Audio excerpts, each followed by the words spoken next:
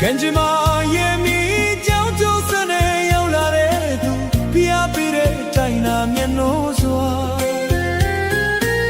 နှလုံးသားကဆောင်းချိုကတန်တန်စင်လာဗမ်းမျိုးတရားဝင်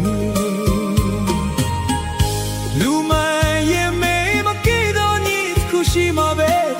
ဆွဲမလျှော့ပဲတန်တိုင်းကျွန်တော်သွားမယ်အားလုံးရဲ့လက်ခုပ်တီးတာအမေကလည်းအပြုံးမြည်ကြီးလေအချင်းတစ်တွေတန်စင်တစ်တွေကောင်းကင်တစီပြည့်လွင်အောင်မယ်ယုံကြည်ရင်ခီးစမီသူကိုပိုင်ကီသူဘွားမဲ့တိုင်စီ